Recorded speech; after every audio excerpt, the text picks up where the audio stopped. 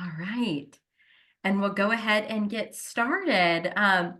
Good afternoon, everyone. Happy Valentine's Day. Thank you all so much for joining us today for our February Lunch and Learn. It's so good to see a lot of familiar faces with us today. Just before we get started and I introduce our speaker, I just want to make a few housekeeping announcements. After this presentation, I will send out a follow-up email that will have the link to the recording in case you'd like to view it again or share that with any other caregivers or anybody that could benefit from that. And then we also will include the link to a survey. If you guys could just complete that survey for us, it just helps us to know what you enjoyed about the presentation and how we can improve in the future, and also gives you space to suggest any maybe subjects or things that you'd like to learn about in the future. So I'd like to go ahead and get to introducing our speaker. So before then, I'll introduce myself just in case anybody has any questions for me. But my name is Ellen Dunn. I am the program director and social worker here at Alzheimer Services. So our speaker today is Miss Carol Amos, along with her brothers. Carol was a caregiver for her mother who lived with Alzheimer's for over 11 years. She educated herself on the disease by reading, attending conferences, and eventually becoming a CARES dementia specialist. Carol is the author of the book, Hope for the Alzheimer's Journey, Help, Organization, Preparation, and Education for the Road Ahead. Carol has a passion to share her knowledge and make the journey for Alzheimer's caregivers less stressful and more rewarding. She is also a volunteer, fundraiser, and advocate for the Alzheimer's Association. Carol is now a caregiver for her husband. It's truly such an honor to have Carol joining us today. So I'm going to go ahead and let you take it from here. Thank you so much, Brooke. Good afternoon. Thank you so much for taking time out of your busy caregiving schedule to join me on this Valentine's Day. Thank you, Ellen, for the invitation and for providing wonderful educational opportunities for Alzheimer's caregivers. My goal is to provide caregivers with information they can begin using today to have a less stressful, more rewarding journey. After the presentation, I will gladly answer any of your questions. Oh, no.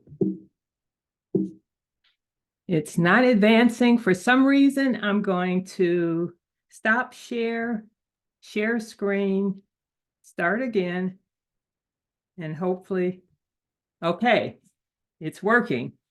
All right. On this day of love, I'm honored to talk about my mother. My mother, Elizabeth Boyd, was a strong Christian woman from humble beginnings. She worked as a domestic and retired as a school cafeteria aide. She was a deaconess in her church and had leadership roles in the local and national level of the National Baptist Deacons Convention. She was very industrious. She sold all of her clothes and was known for her Sunday outfits with the matching hat. She enrolled in college in her 40s to prove to us that a college degree was attainable. When my brothers and I left home, she traveled extensively: Hawaii, Europe, Mexico, Sweden, and the Far East. My father passed away when she was 67, and she assumed all the household responsibilities. She was a very active woman in her church and community when Alzheimer's became evident in her 80s. This is a display by Virginia Pollock, who studied my mother's Sunday clothing collection for her senior project at Moore College of Art and Design. Ellen, I think you're going to have to help me advance on this because I don't want to have to keep doing this. No problem. Let me pull up the slides for you. So, my brothers and I cared for my mother for over 11 years. She was a widow and lived alone in Cleveland when we began to notice memory changes. My brother Ron lived in Los Angeles.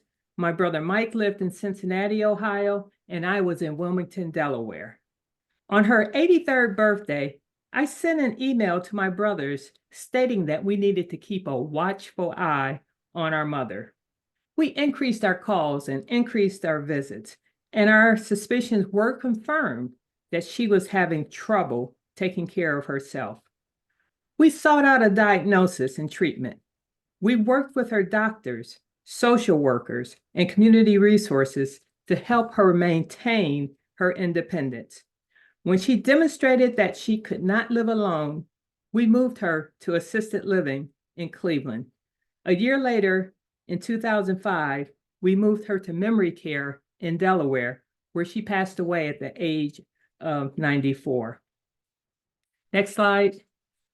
And then I think the next slide.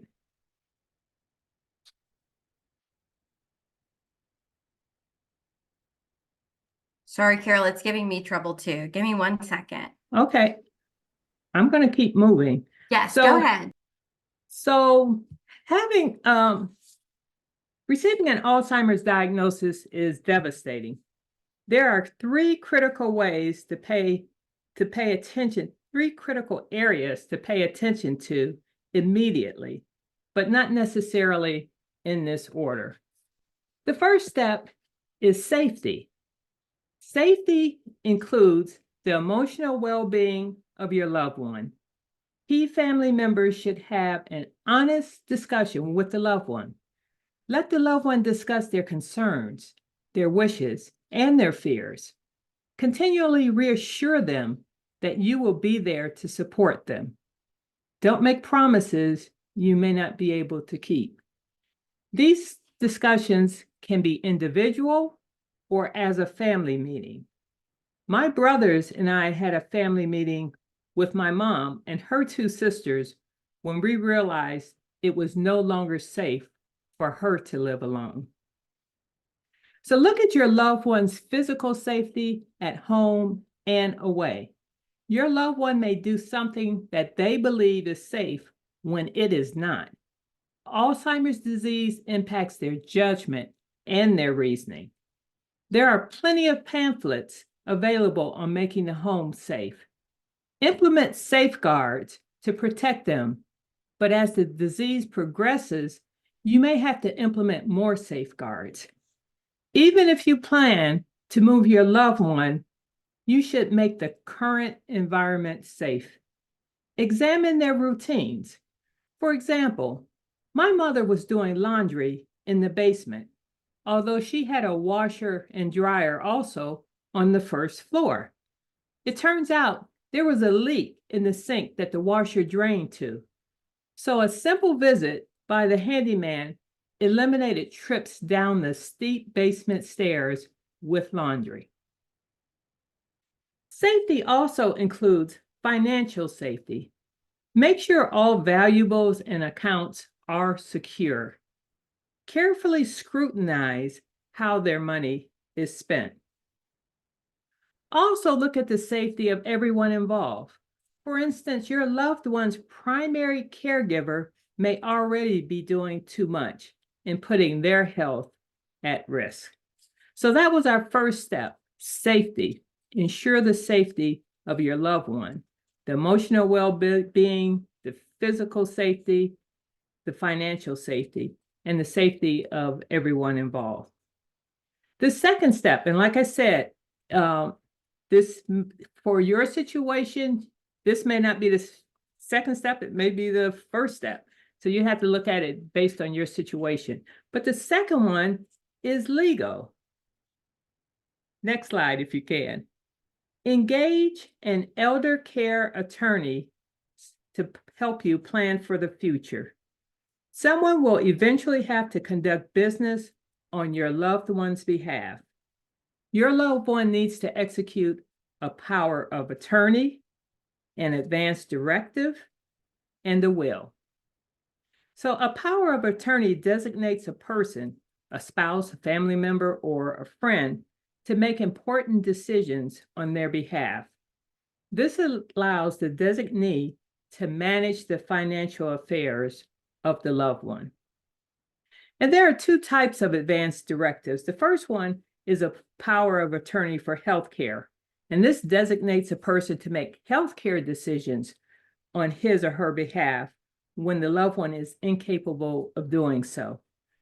So this includes decisions like, who are the doctors we're going to use, or care providers, decisions on types of treatment, and decisions on care facilities. Now, some people will do a living will, which is a document that expresses how an incapacitated person wishes to be treated regarding life-sustaining treatment. So basically, what measures should someone take to keep you alive? Do you want to be have feed tubing or dialysis, or this just sort of spells out what you would want, even though at that time you may not be able to express your desires. So the third document is a will. And a will basically selects a person to manage the estate. And this person is known as the executor. And the will also identifies who will receive the assets in the estate. And those persons are known as the beneficiaries. A living trust is another way for the person to give instructions for how his or her estate should be handled upon death. So if these legal documents are not in place, a conservator may be appointed by a court to make decisions about a person's care and property. So these are key documents for a designated person to act on your loved one's behalf. And I'm not an expert on these documents, but please do not use forms you find online. A reputable elder care attorney will ask the right questions so the documents are tailored to your loved one's needs. Nowadays, some doctors will let your loved one designate who they can share medical information with. And some financial firms will allow your loved one to designate a trusted contact, but you really need to get these 3 documents completed. Executing these documents requires time and work. You have to do things like list all of your loved one's assets and liabilities. You also need to follow up on any suggestions the attorney makes, such as having your loved one designate beneficiaries to accounts. But at one time, and this can get expensive because you're paying, rates for a lawyer to do this for you.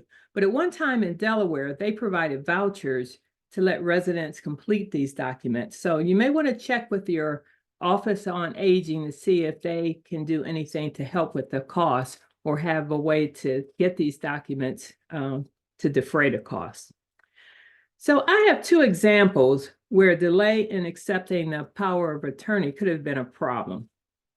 6 months before my mother passed away, my brother and I needed cash from an account with funds she inherited from my oldest brother. The power of attorney listed all the circumstances the power of attorney was good for. The last item was at the bottom of the page, followed by a period. But the financial institution initially interpreted the period as a comma, and they thought the document was incomplete. While I explained this to them, I did look up the lawyer who executed my mother's documents. The law practice had been purchased by another firm, but I felt that they would have all of the appropriate paperwork if I contacted them. But fortunately, I didn't need to contact them. The financial institution realized that that document really was complete, and there was a period at the end instead of a comma. And just recently, I presented my husband's bank with his power of attorney to make a change. They sent the power of attorney to their main office, and it was approved. But the bank office, most power of attorneys don't let you do what you're trying to do. So I give these examples to make sure you engage a reputable elder care attorney, because you may not be able to predict what you may have to do in the future for your loved one. Realize also that your loved one, as they continue to decline, will probably not be of sound mind to sign these documents again. Maybe they will, maybe they won't, but you don't want to have to depend on that. So you want to make sure that they are as complete and really represent what your loved one wants to do when you do that. So assume that you may not be able to do these forms again. So designate alternates to carry out their wishes in case the person listed passes away or is unable to perform the duties. Also, not everyone accepts power of attorney. Social Security has its own process that involves getting input from your loved one's doctor. And some financial institutions require them require you to use their forms. So, this legal, and I think they're going by the letter of the law, for this. You have to have the right, documentation to be able to do the things you need to do and make decisions for your loved ones. So you do want to get this taken care of. Now, the next slide talks about the next critical step. It is important to receive a proper diagnosis from a memory or dementia specialist and begin treatment if warranted. Please don't rely on a diagnosis from a primary care physician. The PCP should be the first stop, but specialists will look at other causes of memory loss. Question the diagnosis that your loved one received. What was it based on? What tests were done? What other causes of memory loss were ruled out? Consider a medical center specializing in memory. They know that things like vitamin deficiencies, hormone imbalance, medication overload, depression, or even sleep apnea can cause memory loss symptoms. The specialist will do extensive blood tests, cognitive tests, a brain scan, and other tests. They may recommend that you see other specialists. And as a caregiver, you just have to be patient. You are hoping that they will find a cause of the memory loss that is easily treated. These centers also remain current on new research, and some have begun to recommend lifestyle interventions. So as a caregiver, when it comes to medical, and really every area, you have to be an advocate for your loved one. Do not hesitate about asking questions of the doctor, about getting a second opinion if you feel it's warranted, or even changing doctors. Sometimes, the doctors and the families may not sort of see eye to eye. So you want to make sure that you're sort of consistent. So if you feel that you need to get a different doctor, go ahead and get a different doctor. It's also important to understand and continue to treat any of your loved one's medical conditions. Work with the doctor to determine appropriate vaccinations and screenings. My mother had arthritic knees, osteoporosis, low weight, cataracts, and high cholesterol that was being monitored. And my brothers and I always looked at the pros and cons of any treatment. We agreed to my mother's cataract surgeries because that improved her vision, and that was beneficial to her. She also had knee replacement surgery because that would help her walk better, help prevent a fall, and allow her to walk as exercise. So addressing safety, legal, and medical issues are an important start to the Alzheimer's journey, but it can take months, almost a year, to get them somewhat in order. You have to prioritize based on your loved one's situation. All right, next slide. All right. My book is called Hope for the Alzheimer's Journey, and my tagline is Hope for a Less Stressful, More Rewarding Journey. But I must warn you, caring for a person living with Alzheimer's disease is stressful. But using the HOPE acronym can help reduce your level of stress. Next slide. Caregivers must reach out to many people and entities to create a circle of support. This is H. Family and friends. Seek help from family and friends. I was truly blessed to have a brother on both of my arms for most of our journey. I am grateful that our successes collectively strengthened us and provided a hopeful outlet for the next crisis that arose. It was natural for Ron, Mike, and I to unite when Mom began to exhibit signs of memory loss. We were different persons with different perspectives, but the same objective, and that was to provide excellent care for our mother. We were the inner circle in this circle of support. We worked extremely well together and made all decisions jointly. We often solicited input from Mom to understand her wishes and her concerns. When we collectively made a decision, we each supported the decision 100%. Our agreement was important to provide a consistent message to our mother. Realize not everyone will be eager to join you. Caregiving is a huge responsibility, and some may be in denial that your loved one has Alzheimer's. Be specific though when you ask for help, but accept whatever help you can get. It is sometimes easier getting help that does not involve direct care of your loved one, such as grocery shopping. Be sure to also include persons who may not be physically in your area.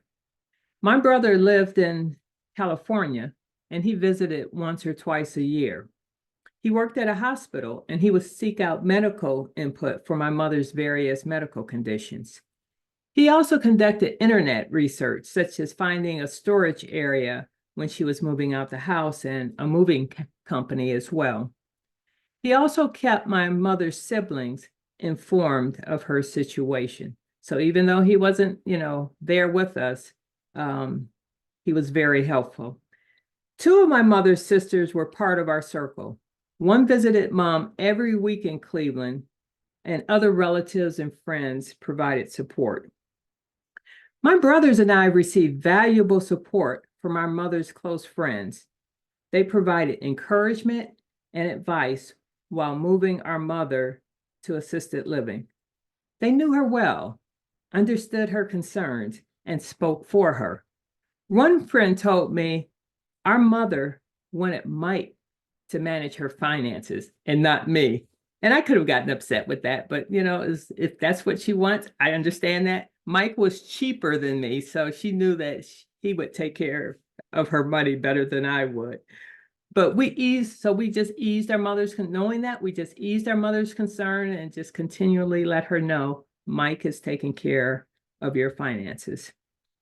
Medical professionals continue to seek help and advice from the doctor, especially as your loved one's condition changes. We called our mother's doctor when she had a difficult transition to assisted living, and he provided some useful advice. Professional caregivers can be extremely valuable as well if they have the proper training. And we talked a little about financial and legal, but seek help from legal and financial experts to really help understand your loved one's situation.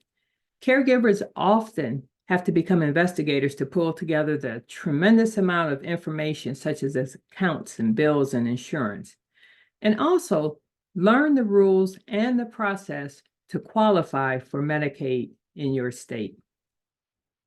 Community resources should be part of your circle.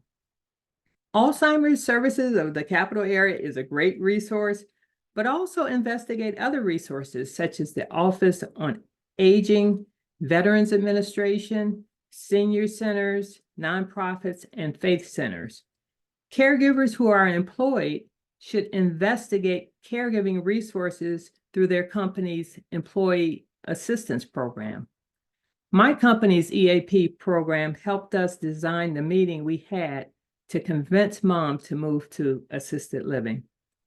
And then just let other people know your mother's situation or your loved one's situation. clerk at the corner store, knowing that, your mother or your loved one, shouldn't be wandering down in that direction sometimes can be of help.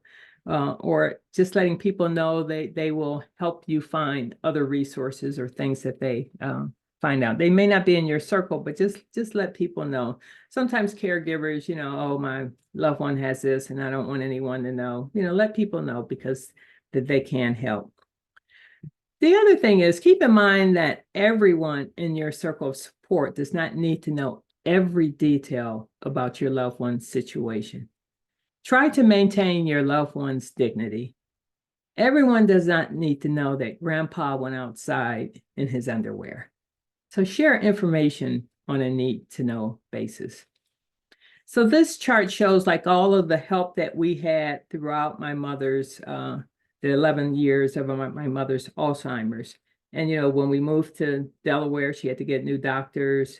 My friends and church family became part of my circle. As she declined, she needed more help from the memory care staff.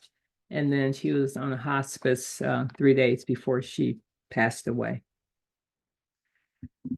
So that's H in hope. The O in hope is organization. When we visited our mother in Cleveland, we developed a prioritized list of what needed to be done. Initially, our list included attending our mother's doctor's appointments and helping her with household projects. But eventually, we had to add emptying and selling the house and helping her transition to assisted living. Organization helped maximize the time during our visits. Paperwork. You have a lot of paperwork. So organization is critical for all the paperwork caregivers manage for their loved ones. Bills, insurance, medical, and legal. So we purchased a 2-drawer filing cabinet for my mother's home, and I purchased a filing storage bin to keep my mother's paperwork in one place. So my mother wouldn't use the file cabinet at home. At best, she would maybe put stuff that should be in there in the filing cabinet on top of it, but that at least, put it away. It wasn't going to get thrown out. And actually, my brother and I, we was stuff we didn't want her to, find. We would put it in the file cabinet because we knew she wouldn't go inside the file cabinet. And so this is a picture of the filing bin, storage bin that I had. So I had things in there about files for the auto, for the house, the insurance, finance, legal, medical, and medications. So organization also involves organizing a schedule. And we discussed establishing a routine. Caregivers have to manage their loved one's schedule, caregiver coverage, medical appointments, and social activities. And so there are apps that you can get that can maintain caregiver schedules, but I've never used any of those. The other thing is the next slide talks about my website, which has organization templates such as a medication list, a doctor directory, and even a spreadsheet for financial projections. So this is at www.carolbamos.com. And so one of the most useful tools was the next slide was the doctor directory, because my mother had 15 to 25 doctor appointments a year. And taking mom to doctor appointments was one of the most stressful tasks that I had. Even though we communicated the appointments verbally and in writing, her response sometimes when I showed up would be, "Nobody told me I was going to the doctor." So the doctor list helped us to schedule doctor appointments proactively. And I would schedule the appointments during a 2-day period each quarter. And my brothers coordinated their Delaware visits so they could come and take mom to her appointments. So this allowed them to meet her doctors and, more importantly, reduce my responsibilities. So that's O, organization. P stands for preparation. Alzheimer's and age will continually reduce the ability of your loved one to care for themselves. Caregivers need to prepare for the increase in required care. And the increase in care could be additional help from relatives and friends. It could be using professional caregivers or moving the loved one to a residential facility. Starting the search early allows a more leisurely and a higher quality search. When my brothers and I decided that my mother could not live alone, my brother Mike had already visited an assisted living facility 6 months prior. This advanced work made a very stressful time less stressful. This was a time when we were moving our mother, emptying out the house, and selling the house and helping her make an adjustment to assisted living. We were not prepared, however, when after only a year in assisted living, we needed to move our mother again.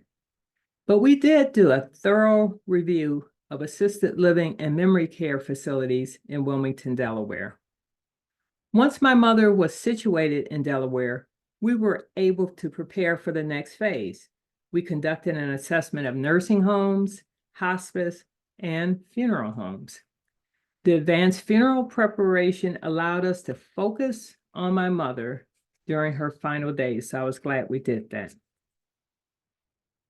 Preparation also involves preparing for everyday events. Caregivers need to prepare for things like doctor appointments. I planned my mother's first appointment at the University of Penn Neurology Department in Philadelphia. So I looked at the map, found out where the parking lot was, and I said, this is a bit much. My first time here, mom has her walker, I have my briefcase and the MRI films. So I decided to use valet parking. That advanced preparation really helped. Preparation also applies to, social events. Caregivers should periodically do something special with their loved one. Social outings are an opportunity to build cherished memories.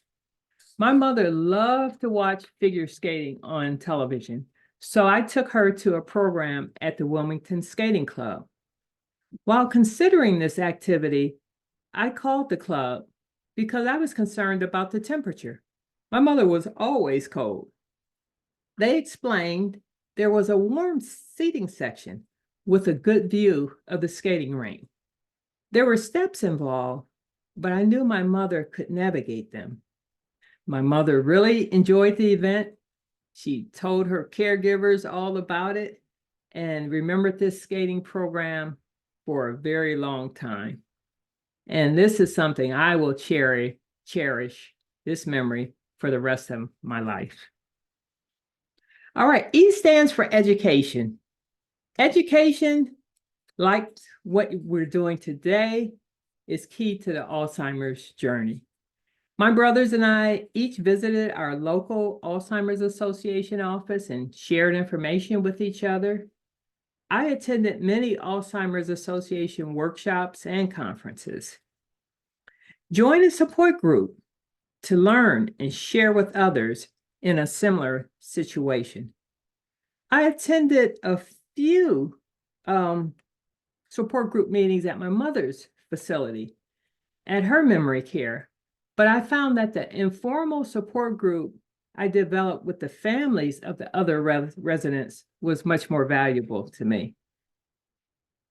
As a caregiver, I developed a personal library of books on Alzheimer's. And as an author now, I'm a member of what's called Oz Authors. And it's a group of 200 plus authors who have written books on Alzheimer's. Some of the books are caregiving guides like my book, H.O.P.E. There are also memoirs, books by those living with dementia, and books to explain Alzheimer's to children. So you can visit Oz Authors at www.ozauthors.com, and you can get many of these books from the library. Knowledge is so empowering, so I'm really glad you all are here today. So we talked about help, organization, preparation, and education. This spells hope. And as an Alzheimer's caregiver, I had to remain hopeful, even though I knew my mother's condition would worsen. Here's a reading from my book. Throughout this journey, I learned to find God's blessings, the rays of hope. I was hopeful when Mom had no pressing medical, housing, or behavior issues.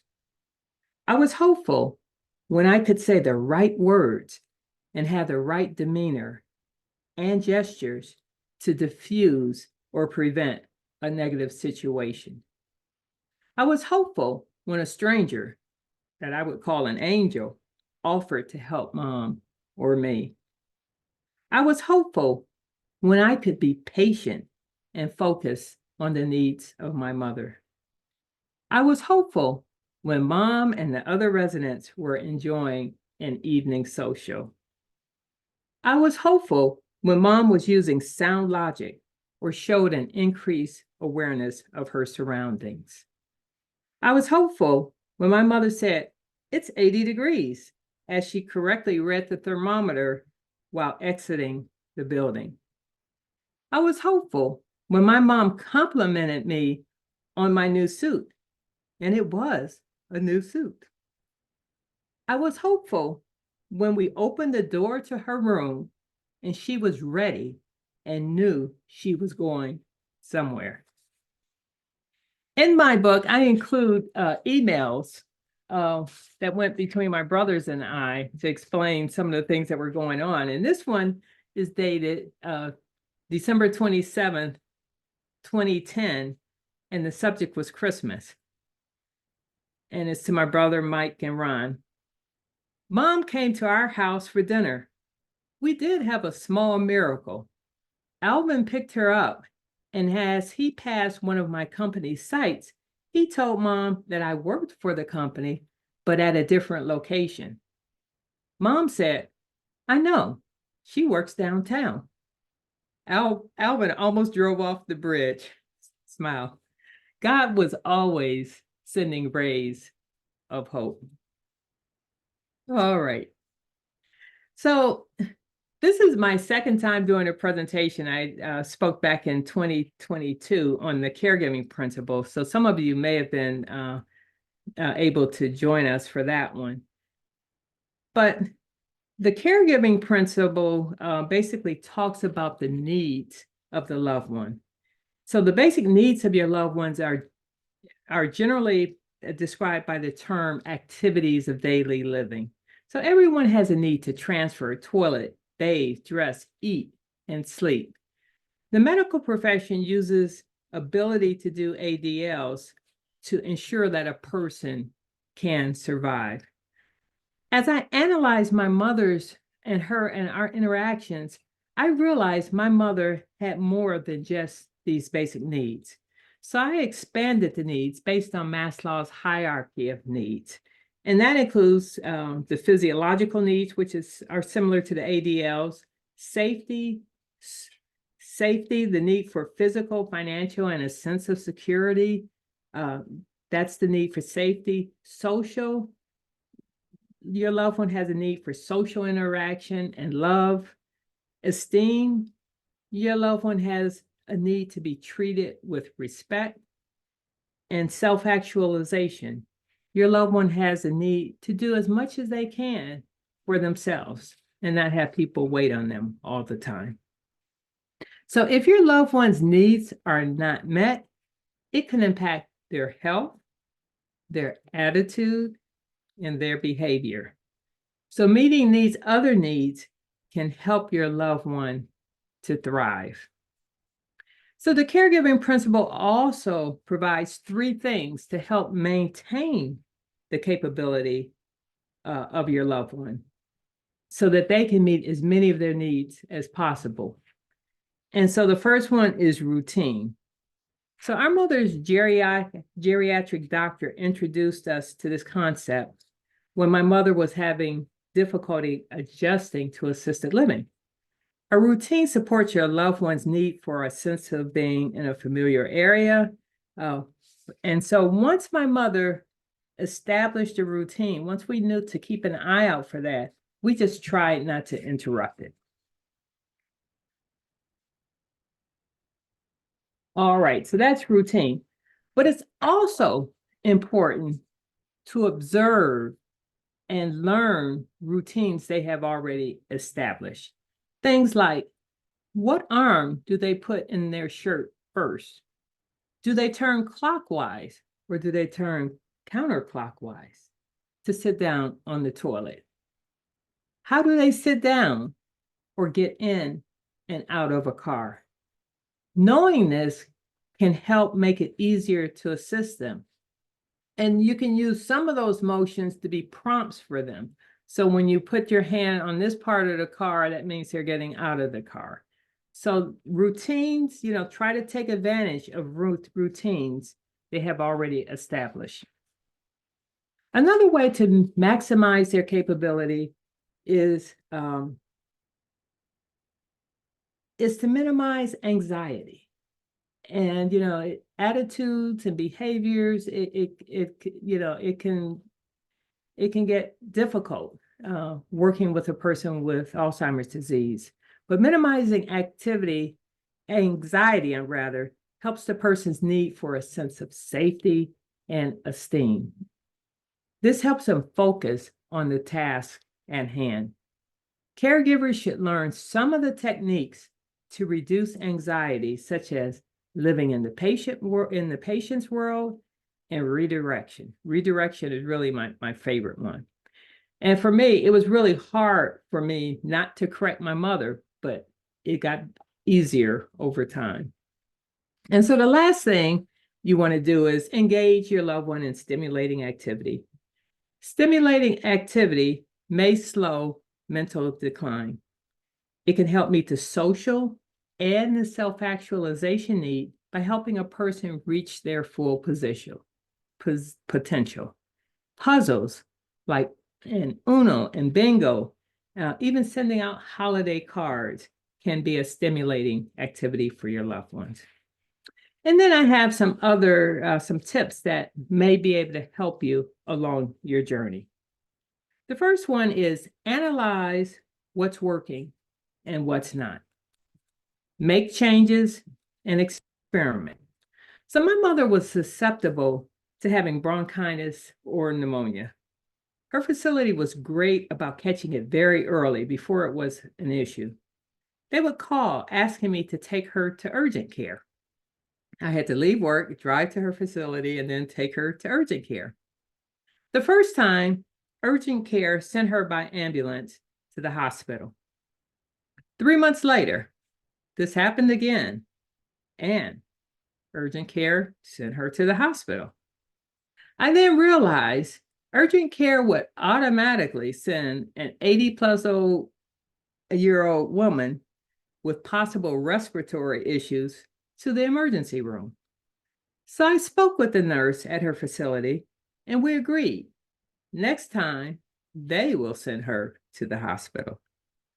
So the next time they called, they said, "We've called a non-emergency ambulance to take your mother to the hospital." So I drove to my mom's facility, and while the ambulance was coming, I was able to eat lunch and do a few other things. And then they came, and then I drove behind them to the hospital. So the next time it happened, I said, "Call me back when the ambulance leaves the facility, and I'll meet the ambulance at the hospital." This extra time allowed me to finish some work and pack projects to work on in the hospital. At a minimum, Mom would be in the emergency room for 2 hours and another hour or two to get her situated after being admitted. Hospital stays always meant a long first night as I met the staff and answered any questions. So as caregivers, continually analyze and try to improve what's not working. As caregivers, you have to realize when you are overwhelmed and need to take a break. The next chart shows, this is from the Alzheimer services of the capital area. These are the signs of caregiving stress: feeling overwhelmed or constantly worried, feeling tired often, getting too much sleep or not enough sleep, gaining or losing weight, becoming easily irritated or angry. That's my key. When I know I'm irritated, I know something's not right. Losing interest in activities you used to enjoy, feeling sad, having frequent headaches, bodily pain, or other physical problems, abusing alcohol or drugs, including prescription medications. These are all signs of caregiver stress. And as I said early, it's a stressful world as a caregiver for someone living with Alzheimer's.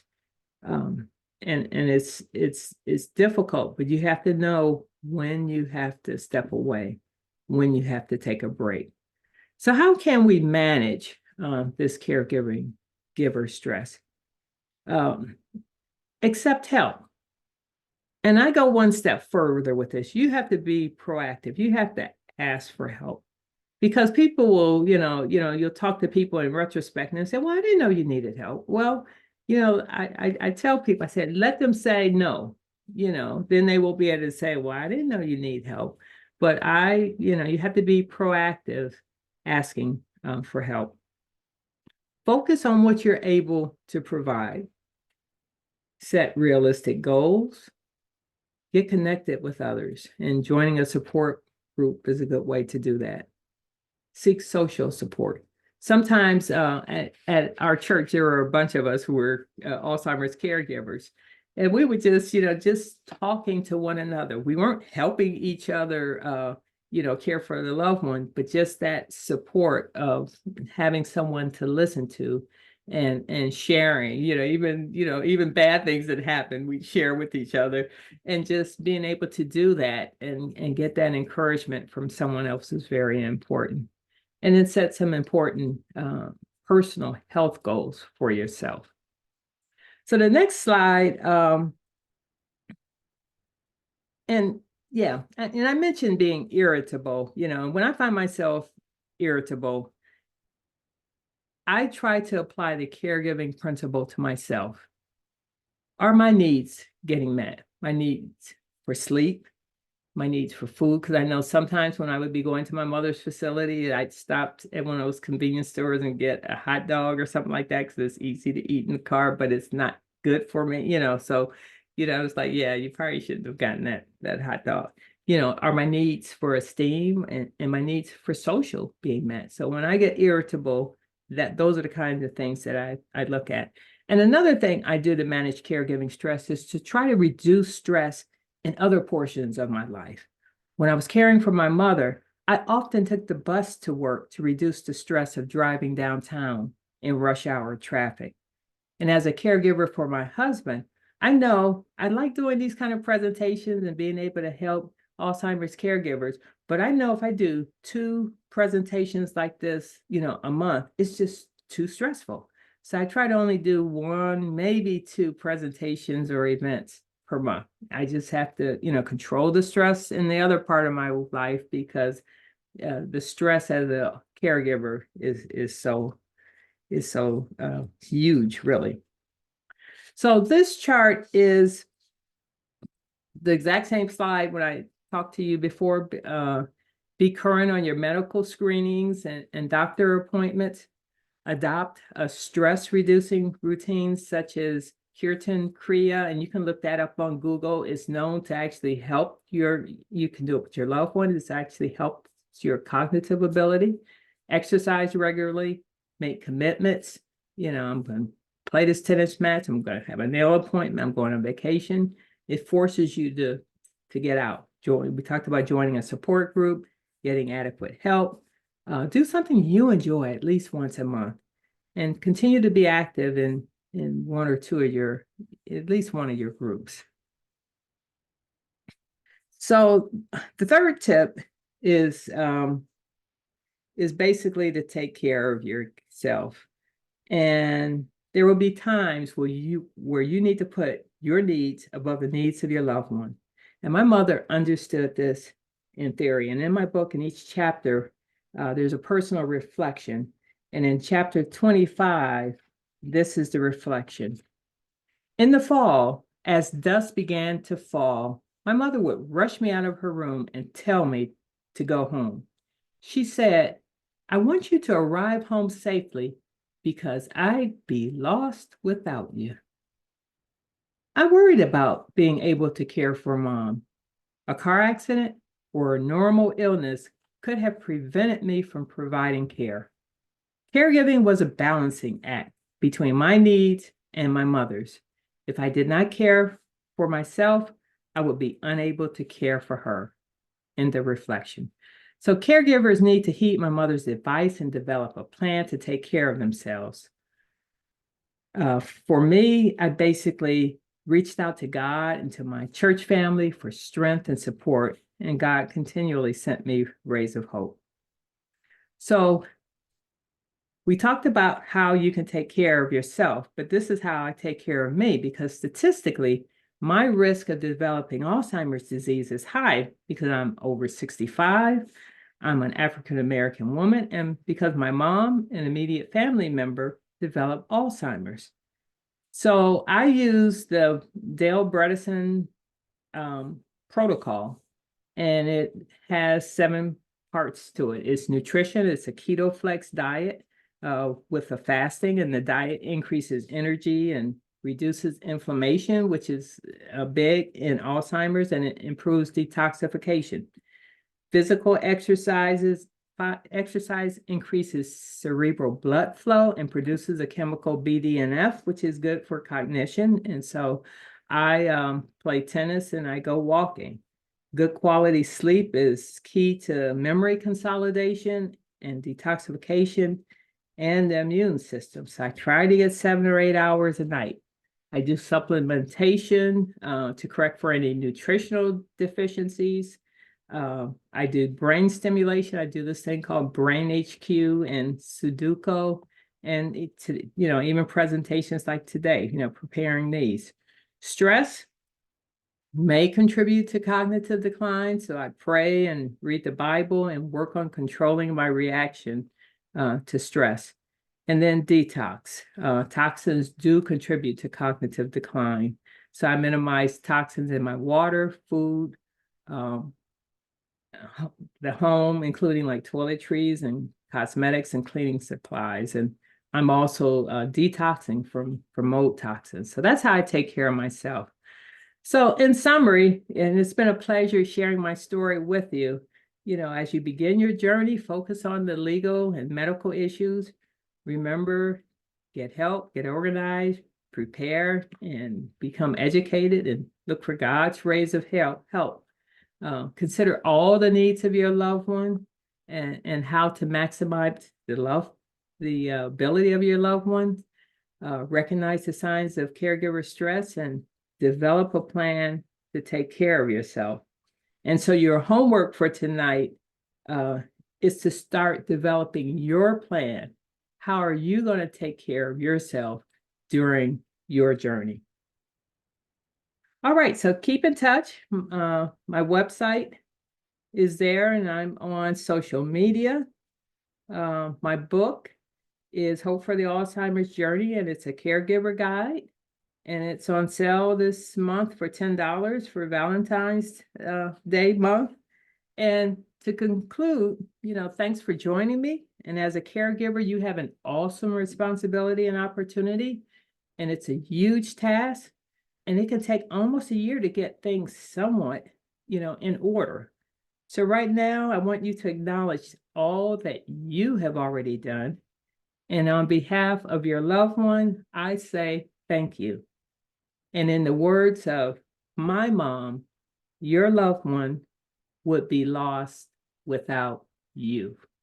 Thank you, and have a wonderful Valentine's Day. Questions?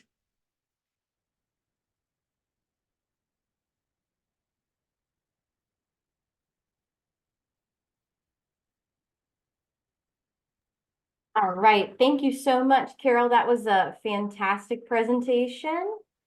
And thank you for the slides. Of course, sorry, we're having some technical issues. Now my camera's not turning on, so we will deal with that as it comes. Um, I just want to say how much I appreciated that presentation. I really think your love for your mom truly exudes through you and through the education that you provide. It was really a beautiful presentation. So Well, thank thank you you. so much for sharing your insight and your expertise with us as well. And Well, well, I always look at this as if someone's going to give me an hour, I'm going to try to give them as much as I can to help them because I know where they are, and it's not easy. And I know in my case, I had to support my brothers where a lot of people aren't in that situation. yeah, absolutely. Absolutely. Well, thank you so much. If anybody has any questions, feel free to put in the chat. Let's see, I'm pulling up the chat now. We're getting a lot of great comments. Carol, I'll be sure to save all these for you. Thank you. And I'll give everybody a couple minutes to, if you think of any questions. But in the meantime, I do want to mention that Carol generously donated us 5 books for today's presentation. So I have pulled 5 random registrants' names. So those people, in case you're here today, they are Miss Mary Fontenot, Charles Jones, Stuart Saez, Miss Nancy Ginn, and Miss Nanette Miette. I've seen a few of you here. So feel free. I will contact you myself after the presentation just to get your book to you. But thank you, Carol, for that generous donation as well. Thank you. I do see a question in the chat. It says, do you really follow the Keto Flex diet and was it hard to do? It is hard to do, but anytime you're doing an improvement, anything you do is good. Don't feel you have to be 100%. So we're in, my husband does because he really needs to follow it, and I control what comes in and out of the house. And I eat basically what he does. I get in trouble with the chocolate and with the junk, with like the cheese curls and stuff like that. And I'm working on that. But I'm getting, my vegetables, I've cut down on, I'm other than that, even though the junk that I eat, is gluten-free. So you work yourself into that, keto diet. And we're, it's such a hard job, but we're in the meal plan. So that helps us. So our dinner is basically sort of set, most weeks. So there's a meal plan we can order through this. That makes it a lot easier so that I don't have to worry about all, trying to get the full rainbow of this and rainbow of that. So that has helped out tremendously. But, we did it about a year, without the meal plan. And so it isn't easy, especially when you're out, you go to church and they got these cupcakes and, it's not easy, but anything that you do is going to make it better, and you gradually get there, any of the improvements you do. You don't have to be 100% for it to help you. I think that's such good advice. Thank you, Carol. It looks like that is all of the questions we have for today. And a lot of good comments. And a lot of people feeling really inspired and really appreciative of your time here today. So thank you so much. And thank you to everyone for joining us. We are almost at the 1 o'clock hour. So again, thank you, Carol. Thank you to everyone. All right. Has a wonderful Valentine's Day. Thank you. Thank y'all. Everybody have a good day.